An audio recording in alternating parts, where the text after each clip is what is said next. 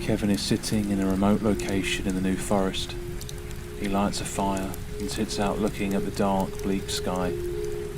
Rain falls like always as the flames continue to dance and throw shapes, rubbing shoulders with the wind. He's off grid right now and could easily stay like this, living off the land. But his guilt is keeping him down, like a fat pigeon walking about in Trafalgar Square. He's been here for a few days now, pondering his next move. He pokes the fire with a stick and pulls his hood up over his head.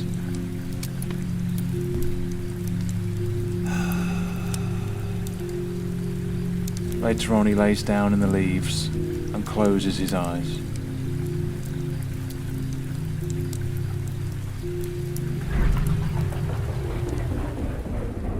This is 5 months earlier, and Kevin looks at a job vacancy sign on the front window of Bertie's fish and chip shop. He walks into the store for the very first time. He's nervous at needing a job, or having video evidence of him killing his best friend's nan being released to the police. Talk about pressure. Taking a seat, he sits and observes the eatery. It's quite a chilled, warm vibe, a happy place, which adds to his inner turmoil about being a parasite about to infect the party. When the queue goes down, he heads to the counter.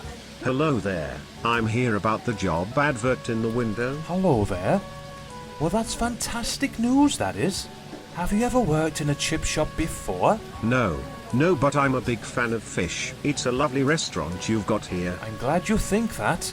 Been in my family for 3 generations now, so it has. If you're serious about the job, why don't we go for an interview? Oh yeah, that would be amazing. Here's my CV also. Bertie leads Kevin to the back staff room, and Bertie's old school. He doesn't put too much concern into education and experience. He values you as a person. He's a good judge of character, and Kevin seems to fit the bill. He's exactly what the store needs. Well, that's brilliant. Well, Kevin, I'd like to offer you a job if you're interested, that is. Thank you, Bertie. Thank you for this opportunity. I won't let you down. When can you start? That's the question, isn't it? Back in the woods, Kevin is rolling around, struggling to sleep. Being undercover as a fish fry for 6 months has taken its toll. The constant lies, the excuses, he feels shit. And even in this rain, it can't wash away those sins.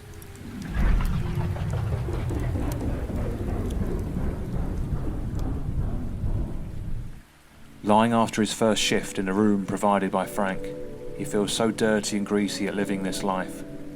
He stares in the mirror and hates what he sees. He starts to have a shave and has to stop himself from cutting his own throat. With each motion of the blade, he enjoys the pain. He hopes he cuts himself and starts to bleed, but he doesn't. He then sticks his fingers down his throat, hoping to choke himself. But for now he gags and makes himself sick. Good, he thinks, as he starts to cough up his lungs.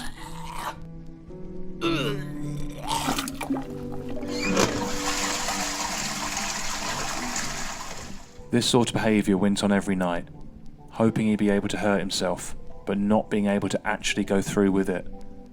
Many nights he'd walk alone near pub fights, hoping to get in the middle of a random stabbing, or by standing on the edge of the pier, a wave would be able to take him and drag him to the ocean bed. The closest at that point he came to ending it all was a month since he started work at Bertie's fish and chip shop. He went out with his first paycheck to the arcade around the block. Frank arrived though and took the winnings he'd made on Sonic the Hedgehog. He wanted to be Sonic and run away as fast as he could, but ultimately he got caught.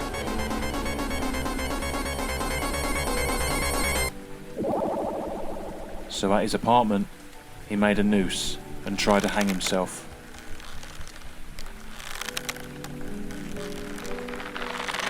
Anyway, this went on for months, to the point where Kevin no longer had a life. He spent every day staring at the deep fat fryer. He'd become a master of making fish and chips, but inside felt completely dead. He was numb, depressed, anxious, and and had to shave his hair because the stress was causing it to fall out. He then heard someone calling his name out, coming from below the deep fat fryer in the hidden elevator shaft. Psst, Kevin. Hey Kevin, you fuck. Down here, for fuck's sake. Hey Frank, what do you want? Tonight we put the plan into action, right? You know the plan. This is what it's been building to. Put the laxatives into this bloke's fish and chips, yeah? He hands Bertie an unlabelled bottle and some Polaroids of who we now know is D.I. Wiggly. Pour this in his order, right? Do not fuck this up. Get this right, then you're off the hook.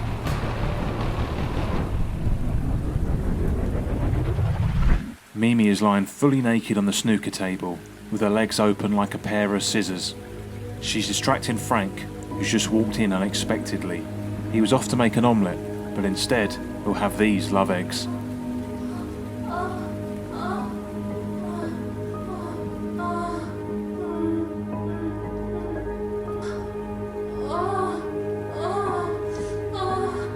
Fucking yes, baby.